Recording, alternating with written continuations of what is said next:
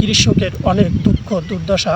কেননা আমাদের এই যে আশেপাশের মাঠ খালি পড়ে আছে, শুধু ধুধু প্রান্তর। আপনারা দেখতে পাবেন, একটু আপনাদেরকে দেখাই।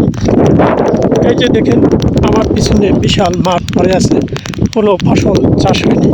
কারণ হলো পানি না থাকায় কোনো ফসল চাষ করা সম্ভব হয়নি। যদিও এর আশেপাশে অনেক খাল রয়েছে, কিন্তু খালগুলোর চারপাশ বাধা থাকায় ফসল চাষ করা সম্ভব হয় না। আমাদের সরকার যে উদ্দেশ্য দিয়েছে, করা হয় তাহলে মানুষের পরিবর্তন হয়ে যাবে। এই যে আমার পিছনে দেখতে পাচ্ছেন খাল, এই খালটি অনেক বড়, চারদিকে ছড়ানো ছিটানো। আপনারা যদি আমার ভিডিওটি শেয়ার করে দেন, লাইক করেন, কমেন্টস করেন, সবাই যদি দেখতে পায়, প্রশাসন যদি প্রচার করে, হয়তো এই খালটি খনন হয়ে যেতে পারে এবং এলাকার মানুষের ভাগ্য পরিবর্তন হয়ে যেতে পারে, আমার ভাগ্য পরিবর্তন হয়ে যেতে পারে।